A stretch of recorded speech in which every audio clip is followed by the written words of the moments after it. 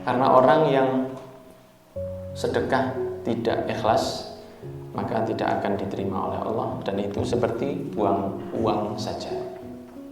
Di mana Allah Subhanahu wa taala, la tubtilu shadaqatikum bil manni wal adha. Jangan kamu rusak pahala sedekahmu dengan mengungkit-ungkitnya atau sengaja memviralkannya supaya mendapatkan pujian dari orang lain. Itu akan membuat pahalanya batal, kata Allah Subhanahu wa ta'ala. La tubtilu shadaqatikum, jangan kamu rusak pahala sedekahmu dengan alman wal adha, ya, mengungkitnya atau sengaja memviralkannya, bukan untuk mengajak orang lain ikut bersedekah, tapi untuk membuat dirinya semakin diterima atau terkenal. Nah, itu yang membuat nanti pahalanya habis. Seperti buang duit ya. Karena sedekah gak seberapa masuk TV. Padahal banyak orang yang bisa bersedekah dan mendapatkan tidak direkam. Ya. Banyak orang yang sedekah sembunyi-sembunyi. Sayyidina Ali Zainal Abidin setiap hari memberi sembako full untuk satu rumah kepada 100 rumah, dan tidak ada yang tahu kecuali setelah beliau wafat. Ya. Malam ngisi karung dengan sembako, diikat 100, bahkan di riwayat yang lain 200 ikat sembako. Setiap malam beliau tutup wajahnya dengan seperti penutup kain. Beliau keluar di malam hari ketika pembantunya mau menawarkan bantuan. Saya bantu, saya ngangkatkan. Beliau mengatakan, apa kamu siap mengangkat dosa saya di yaumil qiyamah? Oh, tidak siap saya. Ya sudah, saya angkat sendiri. Sayyidina Ali Zainal Abidin bin Husain bin Fatimah binti Rasulillah sallallahu alaihi wasallam. Dia angkat sendiri sama beliau. Malam hari ditaruh di depan rumah orang-orang miskin, 100 rumah. Dan tidak ada yang tahu kecuali ketika beliau wafat. Karena ketika beliau wafat, langsung 3 hari setelahnya orang-orang Madinah ngemis mendadak. Karena selama ini mereka merasa tidak perlu minta, karena sudah ada makanan setiap hari. Sekarang makanan tidak ada yang nganter. Sebelumnya orang merasa bahwa itu adalah kiriman dari pemerintah, bantuan langsung sembako BLS. Pikirnya dia bantuan dari pemerintah. Tapi setelah Sayyidina Ali Zainal Abidin, ya, buyutnya Nabi Muhammad, ya, wafat, tidak ada kiriman, baru orang tahu. Jadi orang tahunya setelah beliau wafat. Boleh memberitahu amal itu kalau ada tujuan untuk menarik hati orang lain untuk ikut andil dalam sedekah, itu boleh. Ini boleh. Tapi kalau untuk membawa, nah di sini juga disebutkan bahwa sesungguhnya orang yang bersedekah itu tidak boleh merasa bahwa dia telah berbuat baik kepada orang yang diberi. Ya. Ini adalah satu hal yang salah. Salahnya kenapa? Disebutkan oleh Imam Ghazali dalam kitab Ihya ini. Salahnya karena sebenarnya yang baik itu si penerima tadi. Dia itu digerakkan oleh Gusti Allah untuk datang ke rumah kita. Pengemis datang ke rumah kita, ya. Kemudian kita beri dia, tidak terlalu banyak juga. Dia yang bawa, mungkin akan habis dalam 1 hari. 1 hari sudah habis dia. Anda berikan berapa? Berapa kalau mau sedekah sehari itu? Karena orang minta mentok mungkin 10.000, masuk ada 100.000 ya. Mungkin 10.000 itu sudah banyak. Pecel itu sudah habis, apalagi bakso, oleh apa sampai? Ya, dia Anda kasih uang sedikit kemudian diberangkerjakan, mau jadi apa uang itu? Habis. Tapi panjenengan nanti yaumil qiyamah bisa jadi 10.000 yang Anda berikan itu nanti yang membuat kita gampang masuk surga. Nah, makanya para ulama dikatakan di sini, ya, maka dikatakan oleh Imam Ghazali, kalau orang merasa bahwa saya telah berbuat baik dengan sedekah saya, fahuwa hamak, itu orang gak cerdas. Ya, itu yang sangat ya kurang cerdas lah, begitulah. Ya jangan kasar-kasar. Kurang cerdas. Karena dia memberi mungkin 1 dirham, kata Imam Ghazali. Dia memberi ke peminta 1 dirham. Katakanlah dia memberi 10.000. Yang balas itu siapa? Allah Subhanahu. Katanya Imam Ghazali, kamu berat mengeluarkan untuk orang sedikit dan kamu akan mendapat besar dari yang memiliki langit dan bumi. Berat kamu? Fahuwa syadidul hamaqah. Kamu kok bodoh sekali, kata Imam Ghazali. Itu bodoh yang nemen. Syadidul hamaqah, itu bodoh yang sangat, kata Imam Ghazali. Ya, dengan kemampuan masing-masing. Ya, dengan kemampuan, harus seseorang punya standar yang sama. Oh, kita harus sedekah sekali sedekah 100.000. Ya tidak. Kan la yukallifullahu nafsan illa usaha. Allah tidak akan maksa, ya semampunya. Ya, kita semampunya, setiap manusia itu punya dewe-dewe. Satu orang yang punya 1 juta mengeluarkan 10.000, berarti dia telah mengeluarkan 1% dari hartanya.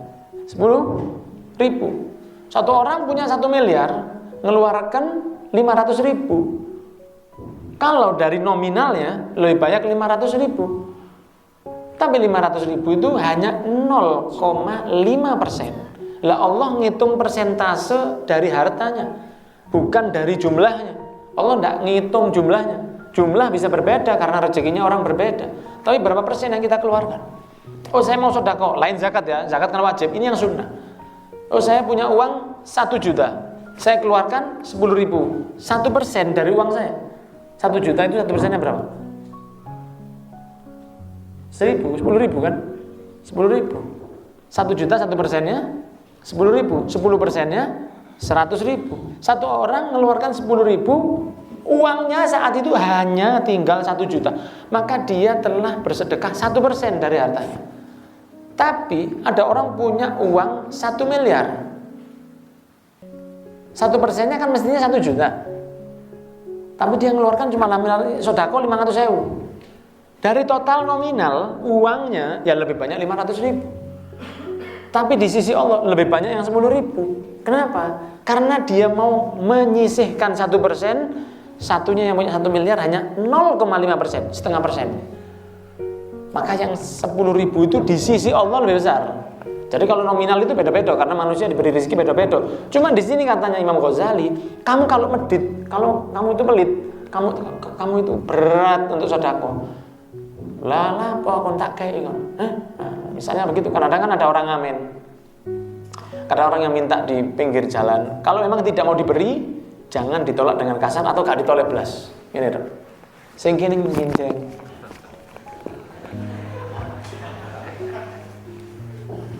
Ya.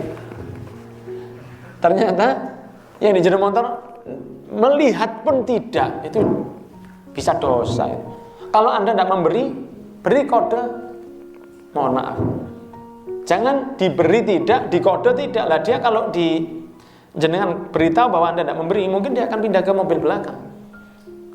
Sehingga ditolak dengan baik. Saya pernah dengan seseorang yang begitu. Anak ini ngamen, minta tidak diberi tapi tidak dikasih kode. Jadi begini terus sampai lama, sampai senari pedot mungkin ya. Lama. Setelah lama tidak diberi, dia balik sambil ngomong, wes gaya kopiahnya aja putih sampai ya. Oleh kopiahnya tok mau marah dia tak cekel-cek loh kamu. Ini kejadian berapa tahun yang 10 atau 12 tahun yang lalu. Jangan ngamuk, salahmu itu. Ya, salahmu begitu. Orang bakal begitu. Kalau kamu tidak memberi, tolak. Beri kamu, enggak. Sudah selesai. Kalau ditolak tidak, didengarkan tidak, ngadep depan. Kok kuat? Ya. Tolak dengan baik, tolak dengan baik.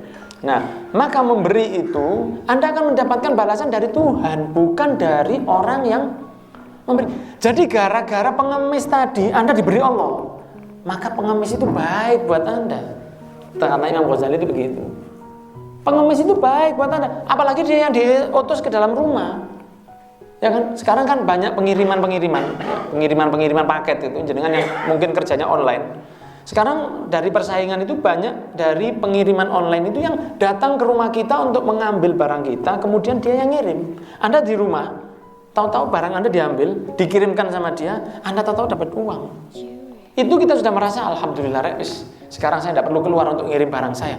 Nah, Allah sudah melakukan itu sejak zaman dulu, setelah Nabi Adam dulu sudah ada itu. Pengambilan paket itu sudah ada, paket pahala di akhirat, bukan pahala listrik ya. Paket pahala di akhirat. Ketika ada pengemis datang ke rumah kita, maka itu digerakkan hatinya sama Allah. Ini kamu beri, nanti kamu saya beri. Karena Allah tahu kalau kamu udah dikirimi pengemis gini, tidak keluar uangmu. Kan baik berarti Allahnya baik. Pengemis itu juga kita utang budi sama mereka. Maka dikatakan di sini oleh Imam Ghazali, kadang mereka karena ba'dhum ya hatta yakuna wa kana ba'dhum yabsutu kaffahu liya'khudhal faqiru min kaffi. Bahkan kadang-kadang mereka itu kalau memberi bukan begini, tapi diberikan begini. Sampai ambil ini. Supaya dia tidak merasa lebih baik. Karena kan Rasul mengatakan, yadul ulya khairu min yadis sufla. Tangan yang di atas lebih baik daripada tangan yang di bawah. Maksudnya Rasul, pemberi lebih baik daripada peminta. Bukan berarti posisinya. Jadi kalau seseorang, para ulama kadang kalau memberi itu begini dia. Orang yang fakir suruh ngambil, supaya dia tidak ada merasa aku lebih baik dari kamu. Karena yang maksudnya lebih baik itu memberi. Bahasanya Rasul itu kan istimewa. Pemberi itu lebih baik daripada peminta. Jadi ketika ada mereka itu kalau ngasih begini kadang-kadang suruh jopo, dia ambil sama fakirnya begitu. Ada kadang-kadang yang mereka itu kalau memberi di potongan orang-orang yang seperti meminta, terima kasih ya. Ini yang memberi terima kasih. Ada kejadian dulu begitu, dikasih gini, terima kasih ya, enggak sama-sama. Gak sadar ini memang. Begitu, saking manfaatnya memberi orang lain. Jadi lupakan mindset bahwa ketika Anda memberi, Anda yang baik. Bukan. Ketika Anda memberi, dia yang baik. Karena lewat dia, Anda akan mendapatkan kemuliaan. Anda memberi 10.000, minimal Anda dibalas 100.000, pahala dari Allah. Nah kalau yang memberi itu Allah, tidak ada yang sedikit. Tidak mungkin sedikit bagi yang maha besar. Kalau yang memberi itu Allah, maka tidak ada sedikit. Maka pengemis, peminta, pengamen, atau orang-orang yang minta kepada kita, itu adalah orang yang diutus oleh Allah supaya Allah memberi pahala besar kepada kita. Beri semampu kita, kalau tidak bisa tolak dengan halus. Jangan keras atau kasar. Wallahu a'lam bishawab.